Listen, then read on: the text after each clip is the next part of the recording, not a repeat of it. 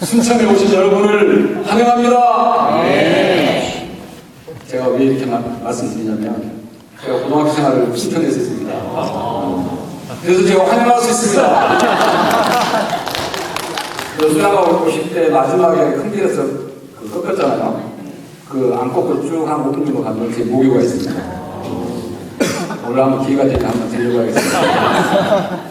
하여튼 이 순천이 제 삶의 명안이 있는 곳인데 이곳에서도 하나님께서 오늘 이렇게 말씀을 전하게 하신 것이 또 특별한 의미가 된 것 같습니다. 그런 이 말씀을 통해서 하나님께서 또 저와 또 여러분에게 풍성한 은혜 주시길 기도합니다. 저는 요절 말씀으로 요한복음 4장 14절 말씀을 함께 읽고 제가 기도하고 시작하겠습니다. 시작. 내가 주를 마신 자는 영원히 목마르지 아니하리니 내가 부르는 그 속에서 영생하도록 솟아나는 생명이 되리라. 하나님 아버지 감사합니다. 저희들을 이곳 순천으로 불러주시고 또 하나님의 말씀을 이렇게 듣고 또 이 찬양과 또 소감을 통해서 또 풍성한 은혜를 받을 수 있도록 인도해 주시는 것을 감사합니다. 하나님 아버지 이 시간 부족한 자에게 하나님의 말씀을 맡기셨습니다. 제 입술과 제 심정을 주장해 주시고 아마 성령으로 주님과 함께하여 주셔서 이 하나님의 말씀을 담대히 은혜롭게 선포할 수 있도록 하나님 도와주시기를 간절히 기도합니다. 감사하며 예수님 이름으로 기도드립니다. 센스가 있습니다. 센스가 있습니다. 감사합니다. 여러분, 세상에서 가장 맛있는 물이 무엇입니까? 삼다수? 백삼수? 아니면 프랑스산 에비앙입니까? 이런 브랜드의 물이 아닙니다. 무더운 여름날 목말라 죽을 것 같은 그 순간에 마셨던 물이 가장 맛있습니다. 갈증을 시원하게 풀어주는 물이 가장 맛있습니다. 그런데 이보다 더 맛있는 물이 있습니다. 그것은 우리 영혼의 목마름을 해결해주는 물입니다. 바로 예수님께서 주시는 영생수가 세상에서 가장 맛있는 물입니다. 오늘 말씀에 나오는 사마리아 여인도 예수님의 이 영생수 맛을 봤습니다. 그럴 때 인생의 깊은 목마름이 해결되고 심령은 기쁨으로 충만해졌습니다. 예수께서 주시는 영생수를 맛보면 그 안에서 놀라운 변화가 일어납니다. 영혼의 참된 만족과 기쁨을 얻게 됩니다. 이 시간 말씀을 통해서 우리에게도 예수님의 영생수의 기적이 일어날 수 있기를 기도합니다. 오늘 말씀의 배경은 복음 역사가 세계 요한에서 예수님께로 옮겨가는 시기입니다. 예수님께서 남쪽 유대 지역을 떠나 다시 북쪽 갈릴리로 가고자 하셨습니다. 유대에서 갈릴리로 가려면 중간에 있는 사마리아 지역을 통과해야 하는데 당시 유대인들은 이 사마리아를 통과하지 않고 멀리 삥 돌아서 갔습니다. 왜냐하면 유대인들은 사마리아 사람들을 이방인처럼 멸시하고 상종조차 안 하려고 했기 때문입니다. 그런데 예수님은 이런 편견을 깨고 사마리아로 직행하셨습니다. 예수님 일행이 사마리아에 수가라는 동네에 이르렀습니다. 그곳에는 마침 야곱의 인물이 있었습니다. 예수님께서 그곳에 도착한 시간은 한낮 12시였습니다. 유대에서 사마리아까지 거리는 제가 구글 지도에서 검색해보니 광주에서 여수까지의 거리였습니다. 중동의 태양 아래서 그 먼 길을 걸었으니 예수님께서 얼마나 피곤하고 지쳤겠습니까? 그래서 문가에 도착하자마자 그대로 털썩 주저앉으셨습니다. 목도 마르고 배도 고팠습니다. 제자들은 먹을 것을 사러 동네로 들어가고 예수님만 홀로 남았습니다. 그런데 바로 그때 한 여인이 물동이를 머리에 이고 나타났습니다. 보통 여인들은 한낮에 물길러 안 옵니다. 아침 저녁으로 선선한 때에 삼삼오오 모여서 옵니다. 그리고 자식 자랑도 하고 남편 욕보하며 스트레스를 풉니다. 아까 이번에 우리 아들이 전교 1등 해봤다는 게 왜 그래? 근데 누구 닮아서 그렇게 공부를 잘한단가? 자네는 아닌 것 같은데. 열심히 아니 엊그제 내가 큰맘 먹고 온갖 신선한 재료로 요리를 했는데 그렇지 남편이 없다고 인상을 팍 쓰더란게 내가 그냥 열이 팍 올라가지고 그놈 무탱키를 밤탱이로 만들어다가 참았단게 아이고 그 썩어먹네 그냥 하며 이렇게 수다를 떱니다. 그런데 이 여인은 개미 한 마리 다니지 않는 더운 한낮에 홀로 물을 길러 왔습니다. 왜냐하면 그녀는 남편이 5이 있는 부도덕한 여자이기 때문입니다. 사람들은 이 사마리아 여인을 상대 취급하며 멸시하였습니다. 동네 챙겨가며 손가락질을 하였습니다. 그녀는 사람들로부터 철저히 외면당하고 소외되었습니다. 아무도 그녀에게 말을 걸어주지 않았습니다. 그런데 이 여인에게 예수님께서 먼저 다가오셨습니다. 7절을 함께 읽어보겠습니다. 시작. 사마리아 여자 한 사람이 물을 길러 왔음에 예수께서 물을 좀 달라 하시니. 물을 좀 달라. 이는 단지 물 한 모금이 아쉬워서 하신 말씀이 아닙니다. 오늘 본문을 보면 예수님은 이 여인에게 마지막까지 물 한 모금 얻어먹지 못했습니다. 물 좀 달라. 이는 예수님께서 사마리아 여인을 구원으로 초대하는 초청의 음성입니다. 예수님은 하나님이시지만 권위적인 모습이 아니라 겸손한 모습으로 오셨습니다. 요한계시록 3장 20절에서 이렇게 말합니다. 볼지어다 내가 문 밖에 서서 두드리노니 누구든지 내 음성을 듣고 문을 열면 내가 그에게로 들어가 그와 더불어 먹고 그는 나와 더불어 먹으리라. 예수님은 우리의 마음문을 강제로 열지 않으십니다. 우리의 마음문을 부드럽게 녹하시며 각 사람에게 인격적으로 다가오십니다. 사마리아 여인에게는 Will you give me a drink? 물 좀 주시겠습니까? 라며 마음의 문을 두드리셨습니다. 또 어떤 목사님에게는 설문지 좀 작성해 주실래요? 라며 문을 두드렸다고 합니다. 또 어떤 분에게는 밥 한번 같이 먹을까요? 공수장에 한번 가지 않을래요? 라는 말로 다가오시기도 합니다. 또 제물로 친구를 찾으세요 라는 말씀으로 다가오신 분도 있습니다. 저희가 우리를 부르시는 예수님의 음성을 듣고 마음을 활짝 열어 예수님을 영접할 수 있기를 기도합니다. 그러면 물 좀 달라 하신 예수님께서 예수님의 요청에 여인의 반응은 어떠합니까? 구절을 보십시오. 당신은 유대인으로서 어찌하여 사마리아 여자인 나에게 물을 달라나이까? 말투 속에 가시가 겁나게 박혀 있습니다. 보통 여자 같으면 아무리 안 입고도 그냥 물 한 그릇 떠주고 말았을 것입니다. 조선의 아랑에 같았으면 거들립 서너 개도 띄워줬을 것입니다. 그런데 이 여인은 성깔이 보통이 아닙니다. 그동안 남자들에게 하도 많이 속고 상처를 받아서 경계심이 강하고 반항적이 되었는지도 모릅니다. 아무튼 가시놓친 말을 하는 사람과는 대화하기가 싫어집니다. 그러나 예수님은 이 여인과의 대화를 계속 이어가셨습니다. 10절 말씀을 함께 읽어보겠습니다. 시작. 예수께서 대답하여 이르시되 내가 하나님의 소물과 또 내게 물 좀 달라 하니가 누구인 줄 알았더라면 네가 그에게 구하였을 것이고 그가 생수를 내게 주었으리라. 우리는 카카오톡 선물로 스타벅스 쿠폰이나 치킨 쿠폰만 받아도 얼마나 기분이 좋습니까? The gift of husband, 남편표 선물로 조그만 꽃다발 받아도 기분이 얼마나 좋습니까? 안 그런가요? 그런데 예수님은 우리에게 The gift of God, 하나님의 선물을 주겠다고 하십니다. Heavenly gift, 하늘의 선물을 주시겠다는 것입니다. 와, 세상 선물도 대단한데 하나님의 선물은 얼마나 대단한 것일까요? 여인은 하나님의 선물이라는 말에 귀가 솔깃했습니다. 우물을 향했던 그의 시선이 자신도 모르게 예수님께로 향했습니다. 그녀는 생각했습니다. 하나님의 선물이라고? 이 사람 도대체 누구지? 내가 구하면 생수를 준다고? 그녀는 예수님의 주변을 살펴보았습니다. 그런데 예수님께는 선물 상자도 없고 물기를 들어가고 없었습니다. 손에 지팡이 하나가 잠그였습니다. 그러자 여인이 풍경스럽게 말했습니다. 12절 보십시오.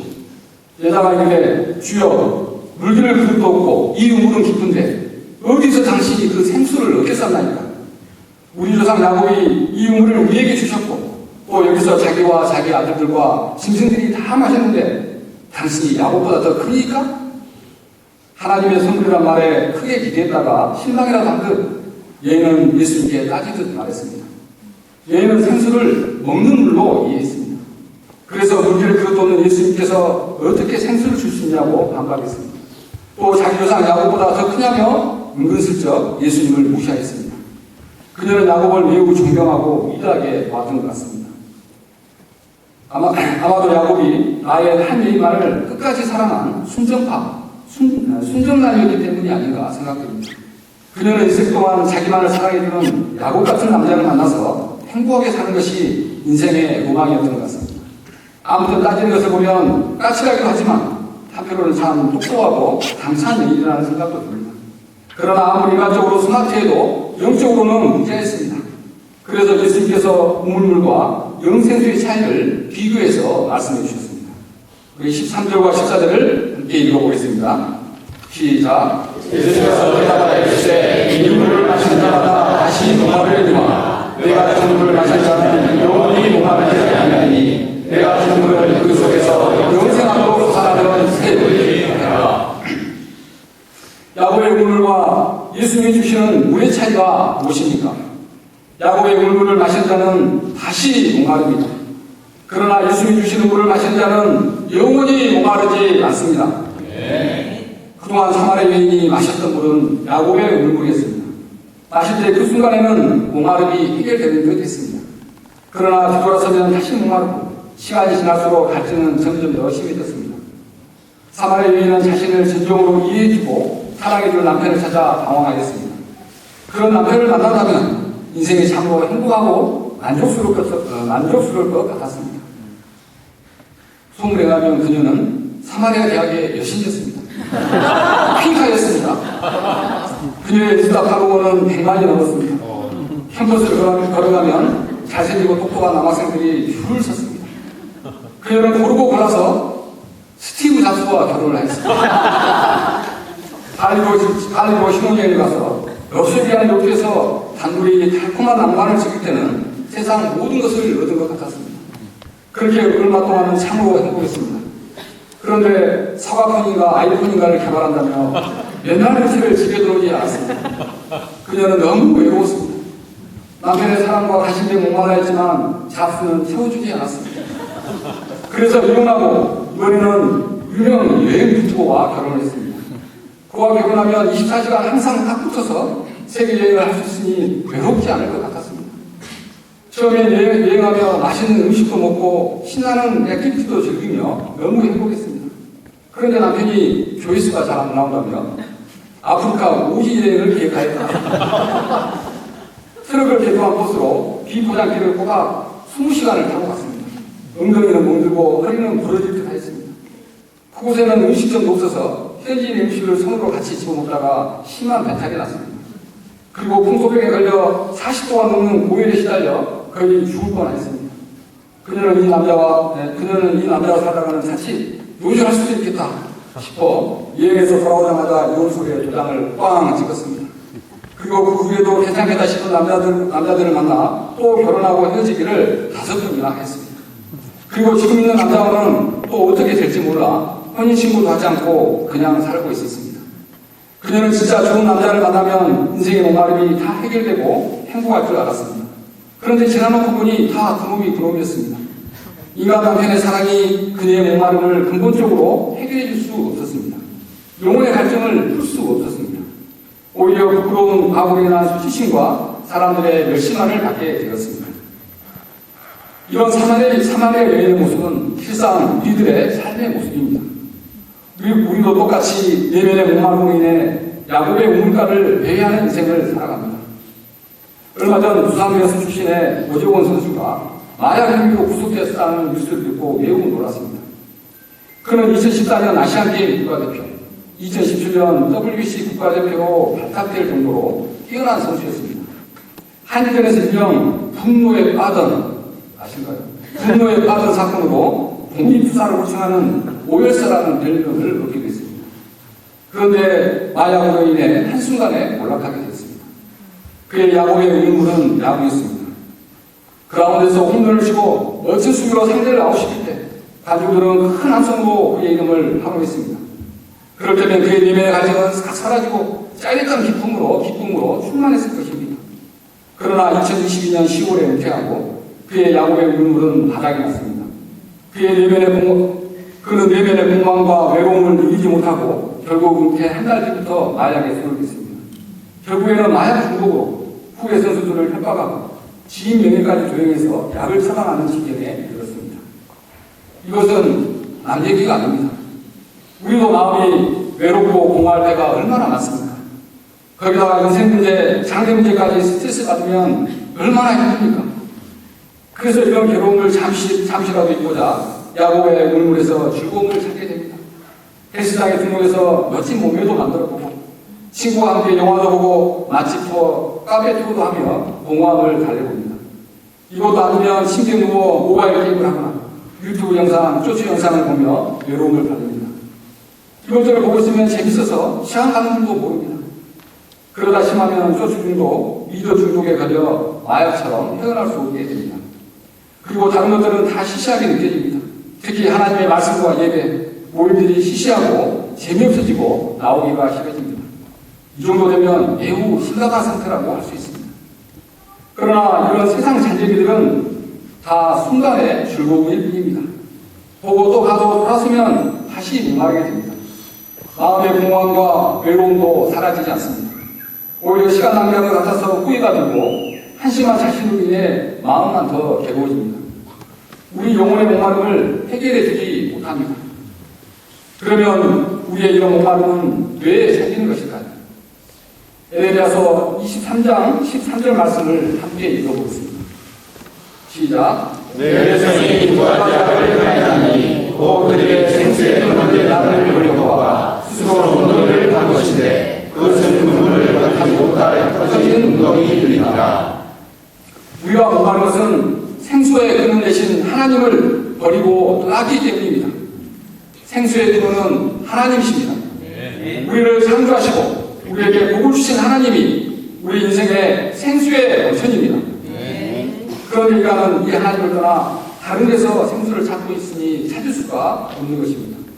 사람들은 자기만의 웅덩이를 파서 그 안에 물을 가득 채워놓으면 목마름이 해결될 것이라고 생각했습니다.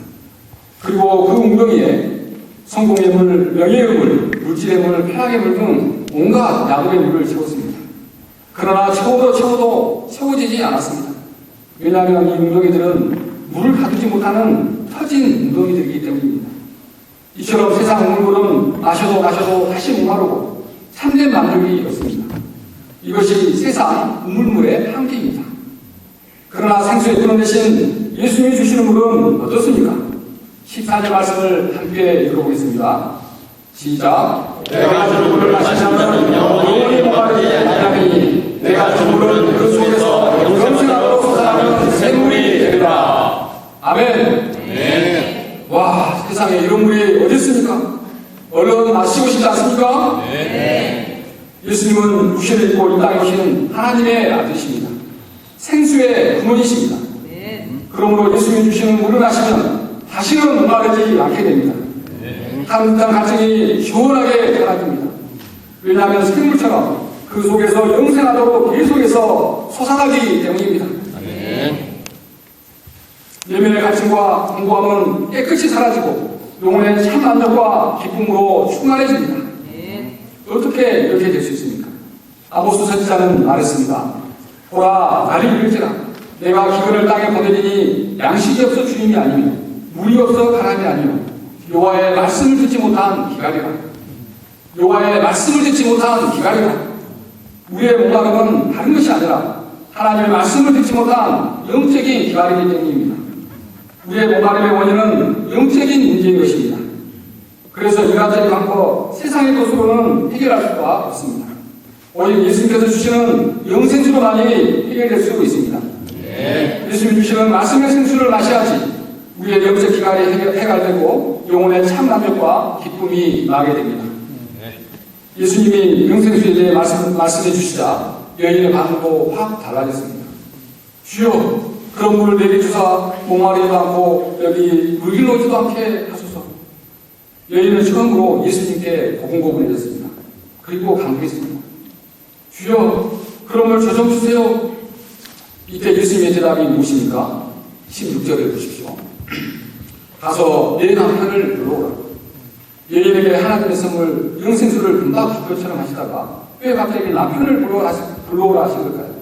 선물을 줄까 말까 일당을 즐기신 건가요? 아닙니다. 여인이 영생수를 얻기 위해서는 먼저 남편 문제를 해결해야 합니다. 남편 문제는 여인의 제 문제였습니다. 사도 베드로는 사도행전 2장 38절에서 이렇게 말했습니다. 너희가 그리하여 각각 예수 그리스도의 이름으로 세례를 받고 죄사함을 받으라. 그리하면 성령의 선물을 받으니 우리가 나의 죄 문제를 회개하면 성령의 선물을 받게 됩니다. 예수님은 여인에게 성령의 선물을 주시기 위해 그녀의 죄 문제를 드러내신 것입니다. 이에 여인의 대답이 무엇입니까? 나는 남편이 없나이다. 여인은 자신의 감추고 싶은 치부, 죄 문제가 드러나자 화들짝 놀라서 강하게 부정했습니다. 그러나 예수님은 거짓말한다고 여인을 다그치지 않았습니다. 오히려 그녀의 아픔과 상처를 감싸주셨습니다. 네가 남편이 없다는 말이 옳도다. 너에게 남편이 5이 있었고 지금 있는 자도 네 남편이 아니니 네 말이 참되도다. 얘는 예수님께서 자신의 과거를 다 하시는 것에 놀랐습니다. 또 자신의 상처와 아픔을 이해해 주시는 것에 감동하였습니다. 그리고 말했습니다. 주여, 내가 거기 선지자로소이다. 이 말은 예수님 말씀이 다 맞습니다. 라고 자신의 죄 문제를 인정한 것입니다. 그리고 얘는 예수님께 자신의 고민을 털어놓았습니다. 20절을 보십시오. 우리 주상들은 이 산에서 예배하겠는데 당신들의 말은 예배할 곳이 예루살렘에 있다 하더라. 저는 여인이 속썩이는 남편 때문에 힘들어요! 라고 이렇게 말을 걸었습니다. 그런데 사마리아 여인은 예배 문제를 예수님께 들고 나왔습니다. 사마리아 여인은 겉으로 볼 때는 영적 소문이 전혀 없을 것처럼 보입니다. 그런데 그 모습과는 달리 영적인 문제로 깊이 고민하고 있는 소원 있는 여인이었습니다. 예수님은 21절부터 24절까지 많은 분량을 한데에서 장차 신령과 진정으로 드릴 참된 예배에 대해 주목주목 말씀해 주셨습니다. 그러나 여인은 예수님의 말씀을 잘 이해하지 못했습니다. 아니, 예배에 대한 너무 파격적인 예수님의 말씀이 잘 받아들여지지 않았습니다. 그녀는 이 예배의 문제는 선지자 정도가 답해줄 사안이 아니라고 생각했습니다. 그래서 예수님께 이렇게 대답했습니다. 25절을 보십시오. 여자가 이르되 메시아 곧 그리스도라 하는 이가 오실 줄 내가 아노니 그가 오시면 모든 것을 우리에게 알려주시리라. 사마리아 여인은 예배에 대한 문제의식만 있는 것이 아니었습니다. 그녀는 메시아 곧 그리스도가 오실 것을 믿고 기다리는 영성 있는 여인이었습니다. 그녀가 진실로 기다린 것은 남편이 아니라 진정한 경배의 대상이요 자신의 인생 문제를 근본적으로 해결해 주실 메시아였습니다. 이에 예수님께서 무엇이라고 말씀하십니까? 26절을 함께 읽어보겠습니다. 26절 시작. 예수께서 이르시되 내가 말하는 내가 오라 하시니라. 내가 오라 I am he. 예수님은 여인에게 자신의 정체를 밝히셨습니다. 내가 오라. 이 얼마나 놀랍고 감격스러운 순간입니까? 여인은 깜짝 놀라 물 깊던 술박을 놓쳐버렸습니다. 그리고 예수님을 바라보았습니다. 예수님과 나누었던 대화들이 파노라마처럼 떠올랐습니다. 그리고 놀랍게 예수님이 바로 자신이 찾고 기다리던 메시아, 그리스도임을 영접하였습니다. 그러자 메마른 사막 같은 그녀의 심령에 영생수가 활활활 솟아났습니다. 그리고는 물동이를 버리고 즉시 동네로 달려갔습니다. 그리고 큰 소리로 외쳤습니다. 내가 행한 모든 일을 내게 말한 사람을 마셔보라. 이런 그리스도가 아니냐. 원래 이 여인은 사람들의 눈을 피해 혼자 묵혀놓던 여인이었습니다. 수치심과 장시고 사람들 앞에 떳떳이 나서지 못했습니다. 그런데 지금은 180도 돌아졌습니다. 동네방에 뛰다니며 만나는 사람마다 열정적으로 예수님을 증거하고 있습니다. 와서 보라! 커맨지! 예수를 만난 그녀의 내면은 기쁨으로 충만하였습니다. 생수의 강이 흘러넘쳤습니다. 할렐루야! 사마리아 여인처럼 우리 심령에도 성령의 생수가 흘러넘칠 수 있기를 기도합니다. 그래서 우리도 사마리아 여인처럼 예수님을 만난 기쁨과 감격을 나눠주는 삶을 살 수 있기를 기도합니다. 저는 이곳 순천에서 가까운 고흥에서 태어났습니다. 그래서 고등학교가 광주로 안 가고 이곳 순천으로 왔습니다. 저기 효천고등학교가 제 목표입니다. 저는 집안에 장남이요 공부도 잘해서 부모님의 사랑을 많이 받았고 집안에 자라겠습니다. 그렇다고 부모님이 제게 부담을 많이 주지도 않았습니다. 시골에서는 그렇게 열심히 공부하지 않고 학교 수만 잘 들어도 좋은 성적이 나왔습니다. 한 번은 4학년 때 담임 선생님이 전국 학력평가를 대비해서 한 4명 정도 방과 후에 남겨서 자습을 시켰습니다. 그리고 며칠 공부하고 저는 시험에서 혼자 월백을 받았습니다. 중학교 입학을 앞두고 방학 때 빈둥빈둥 놀고 있는데 동네 형이 비치고사 문제 하나 주면서 풀어보라고 했습니다. 그래서 시험 봤는데 또 1등을 해버렸습니다. 그렇게 중학교 3년 동안 거의 1등을 놓치지 않았습니다. 저는 그렇게 열심히 하지 않아도 좋은 성적이 나왔습니다. 그래서 저는 장차 제가 큰 인물이 될 것이라고 착각했습니다. 호랑이는 죽으면 가죽을 남기고 사람은 죽으면 이름을 남긴다는 말처럼 세상에서 출세하는 것이 인생의 가치가 되었습니다. 그런 인생을 살면 진정으로 만족스럽고 행복할 것처럼 생각되었습니다. 저는 고등학교도 장학생으로 입학했습니다. 친구들은 스카이 대학에 가기 위해서 열심히 공부했습니다. 그러나 저는 상대적으로 가기 쉬운 육군사관학교를 목표로 하고 여유롭게 공부했습니다. 육사 졸업하고 인간하여 장차 스타, 장군이 되어 헬기를 타고 고향을 방문하는 상상을 했습니다. 뭐 스카이 가는 것이 부럽지 않았습니다. 그러나 저는 육군사관학교 입학시에 떨어지고 말았습니다. 대환이 있었습니다. 이 사건은 제게 너무나 큰 충격이었습니다. 탄탄 예일과 같은 제 인생의 처음으로 브레이크가 되었습니다. 저는 큰 충격과 슬픔에 불합격 소식을 들은 그날 밤을 꼬박 눈으로 보냈습니다. 얼마나 울었든지 배가 진짜 다 젖어버렸습니다. 밤새고 밤새. 진짜 밤새고 있습니다. 눈물이 밤새 나더라고요. 그리고 새벽녘에 겨우 마음을 추스리고 새롭게 인생 방향을 잡고 다녔습니다. 한 번뿐인 인생 가치 있고 의미 있는 삶을 살아야겠다고 다짐했습니다. 그럼 무엇이 가치 있고 의미 있는 삶일까 생각했습니다. 그러나 이 세상에 우연히 왔다가 영원히 사라지는 인생, 그 의미에서도 인생의 절대적인 의미와 목적을 찾을 수 없었습니다. 이때 저는 하나님도 몰랐고 또 신의 존재도 부정하던 자였습니다. 세상 모든 것이 무의미하고 엉망했습니다. 세상의 돈도 명예도 권력도 쾌락도 사랑도 다 무가치한 것들이었습니다. 그러나 저는 아니야, 그럴 리 없어. 내가 뭘 몰라서 그럴 거야. 성인들, 철학자들은 다 알 거야. 라고 생각하고 바로 서점으로 달려갔습니다. 그리고 플라톤, 소크라테스, 칸트, 괴테, 쇼펜하우 등 철학자들의 책을 부담 때마다 사서 읽었습니다. 또 공자의 논어, 불교서도 읽어봤습니다. 근데 예수님에 관한 책만 안 읽었습니다. 왜냐하면 예수님에 관한 책은 성경책인데 아마 종교서적이라 생각하고 안 읽었던 것 같습니다. 그래서 답을 찾을 수 없었습니다. 그들은 저처럼 다 진리를 찾는 구도자일 뿐이었습니다. 저는 인간이 본질적으로 무가치한 존재요, 허무한 존재라는 사실에 너무 괴로웠습니다. 그래서 음신에도 불구하고 저는 하루에도 수십 번씩 이 노래를 듣고 들었습니다. 잘 부를 수 있다고. 광막한 광야를 달리는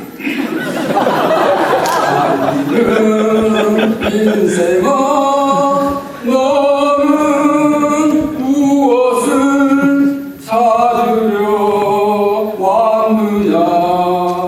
이래도 난 세상 저래도 한평생 돈도 명예도 사랑도 다 싫다. 이자 씨가 부른 사회참여 유익한 들어주셔서 감사합니다.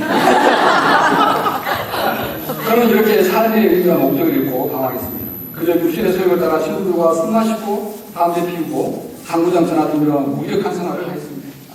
죽지 못해 사는 인생이었습니다. 그런데 대학 1학년 이맘때 예수님께서 찾아오셨습니다. 같은 친구를 기숙사에 보내서 동수양에 한 번 안 갈래? 그랬습니다. 먼저 말을 건넸습니다. 마음이 공부했던 저는 오케이 하고 일주일 뒤에 바로 봉수양으로 지키겠습니다. 교회 가보지 않았습니다. 그때 봉수양의 타이틀이 오늘 말씀과 같은 영생제 예수님이었습니다. 저는 세상 물물은 먹어도 다시 목마르며 영혼의 갈증을 해결해 줄 수 없다는 것에 깊이 공감했습니다.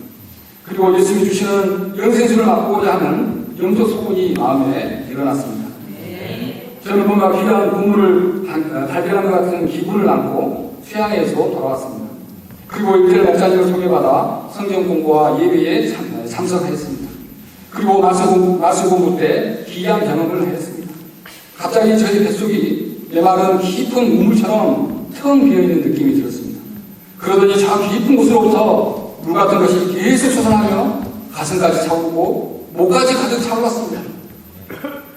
제 영혼이 무엇인가로 충만해졌습니다. 그리고 그 즉시 제 안에 있던 인생의 허무와 무의미가 깨끗이 싹 사라졌습니다. 뭔가 2% 부족한듯했던 영혼의 목마름이 깨끗이 사라졌습니다. 내가 준 물을 마신 자는 영원히 목마르지 아니하리니 내가 준 물은 그 속에서 영생하도록 솟아나는 샘물이 되리라. 이 말씀대로 제게 이루어졌습니다. 저는 더 이상 목마르지 않았습니다. 저는 세상 모든 것을 얻은 것 같았고 제 심정은 은혜와 기쁨으로 충만해졌습니다. 저는 제일 먼저 가족들에게 예수님을 전했습니다. 제 가족은 다 불교 신자였습니다. 저는 아버지를 무서워하고 아주 어려워했습니다. 그러나 아버지에게 가장 먼저 복음을 전했습니다. 신앙 서적도 보내고 편지를 써서 저의 간곡한 마음을 전했습니다. 평생 아무리 힘들고 보잘것없는 인생을 살았더라도 예수님만 만나면 다 회복되고 인생이 역전되는 것이라고 생각했습니다. 저는 부모님께 가짜 인생 역전 로또가 아니라 진짜 인생 역전 예수님을 선물하고 싶었습니다. 그리고 캠퍼스 양들에게도 내가 만난 예수님을 열심히 전했습니다. 중고 오토바이를 타고 캠퍼스와 강주 시내를 돌아다니며 양들을 실망했습니다. 많은 캠퍼스 대학생들에게 복음을 전했고 또 많은 인테리어를 얻어 말씀으로 섬겼습니다. 그리고 기계공학과 한 형제를 제자로 세우기도 했습니다. 목자 생활이 본업이고 학교 생활은 부업일 정도로 캠퍼스 복음 역사를 우선으로 섬겼습니다. 저는 인생의 깊은 허무와 무의미, 절망 가운데서 실제로 죽어가던 자였습니다. 그런데 예수님께서 살려주셨습니다. 그리고 새로운 인생을 살도록 해주셨습니다.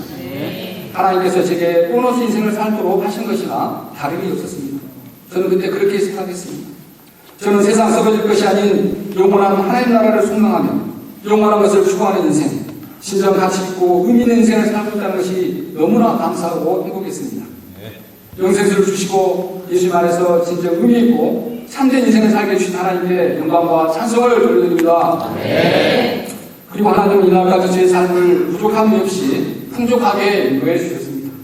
아름다운 믿음의 가정도 이루어주시고 이제는 든든한 믿음의 동역자들이 된 대학생 두 아들과 똑똑하고 자립생활한 고삼딸도 주셨습니다. 그리고 어느 시간으로 저는 50대가 되었습니다. 이날 앞에는 할아버지 소리를 듣습니다. 보통 50대가 되면 사람이 의욕이 없어집니다. 그냥 남은 인생 하루하루 건강하고 안전하게 살다가 하나님 나라 가는 것이 유일한 꿈이 되기 쉽습니다. 그러나 예수님 제 안에 계속해서 영생수를 펌프질하시고 꿈을 꾸도록 하십니다. 지금 당장 죽은 주변 환경은 막막해 보이지만 미얀마 성경에 대한 꿈을 꾸게 하십니다. 그래서 올해 저는 영어의 진보를 위해 영어 융화 양식을 매일 먹고자 결단하였습니다. 그런데 하나님께서 오늘까지 하루도 안 거르고 나에게 먹고 싶습니다. 하루도 안 거르고 매일 영어 양식을 써먹게 하셨습니다. 대부분 보면 그대로 바뀐 것이지만 아무튼 써먹고 있습니다. 제가 이렇게 영어 양식을 매일 꾸준히 먹고 있는 것은 작은 기적입니다. 저는 그렇게 생각합니다. 양식 말씀을 통해 매일 제게 영생수를 공급해 주시는 주님의 은혜인 줄 믿습니다. 동일자인 수산나무자도 고3딸을 숟가락에 하면서도 거의 매일 새벽 기도에 나갑니다. 뭔가 결심해서 의무적으로 나가는 거냐고 제가 물어봤습니다. 그런데 새벽 기도에 가서 말씀 보고 기도하고 찬양을 하면 의외의 영생수가 솟아나서 자꾸 나가고 싶어진다고 했습니다. 제 가정에 날마다 영생수를 부어주시고 사랑과 은혜가 충만하게 하시는 주님 은혜에 감사드립니다. 또한 목사로서 아주 부족하지만 하나님께서는 계속해서 양들을 제게 보내주시고 섬기는 은혜를 주셨습니다. 지난해에는 영적 수고는 부족하지만 성실한 채우신 형제를 말씀으로 섬기게 하셨습니다. 올해는 사무엘 선지자같이 영적이고 순수한 윤사무엘 형제와 1대1 성경 공부를 시작했습니다. 예수님께서 사마리아의 문제를 잘 알고 인격적으로 섬기신 것처럼 제가 맡겨주신 양들의 이름을 알고 인격적으로 잘 섬기시기를 기도합니다. 무엇보다 제가 캠퍼스 역사에 대한 불신을 회개하고 사마리아 여인처럼 전도의 열정을 뽑을 수 있기를 기도합니다. 복잡하게 어렵게 생각하지 않고 사마리아 여인처럼 단순하고 담대하게 복음을 증거하는 자가 될 수 있기를 기도합니다. 결론입니다. 생수의 근원 대신 하나님을 떠난 인간은 인생의 목마름으로 고통하고 있습니다. 그리고 야곱의 응답을 통해 그 목마름을 해결하려고 합니다. 잠깐 동안은 목마름이 해결되고 시원해지는 삶입니다. 그러나 결국에는 사마리아 여인처럼 더 극심한 목마름으로 고통하게 됩니다. 야곱의 우물, 세상 우물물은 우리 영혼의 갈증을 해결해 줄 수 없습니다. 우리 영혼의 갈증을 해결해 줄 수 있는 분은 오직 예수님이십니다. 오직 예수님만이 우리 인생들의 목마름을 근본적으로 해결해 주시는 영생하도록 살아가는 샘물이 되십니다. 제가 영생세 예수님을 만날 수 있기를 기도합니다. 예수님께서 주시는 영혼의 참 기쁨과 만족을 누리며 행복한 인생을 살 수 있기를 기도합니다. 요즘 말씀 14절 말씀 듣고 기도 마치겠습니다. 시작. 내가 주는 물을 마시자는 영원히 목마르지 아니하리니 내가 주는 물은 그 속에서 영생하도록 솟아나는 샘물이 되리라. 하나님 아버지 감사합니다. 인생의 목마름으로 고통하며 방황하는 저희들을 불쌍히 여기시고 찾아오시고 영생의 샘을 영생수를 저희에게 허락해 주셔서 감사합니다. 하나님 아버지 제가 이 받은 바 중에 참 은혜를 이렇게 기억하고 참으로 이렇게 이 사마리아 여인처럼 참으로 이렇게 내가 만난 그리스도를 힘써 증거하는 그런 인생을 살 수 있도록 도와주시기 기도합니다. 또한 제 심령에 참 영생의 샘이 항상 흘러넘칠 수 있도록 하나님 아버지 도와주시고 복 주시기를 간절히 기도합니다. 감사하며 예수님 이름으로 기도드립니다.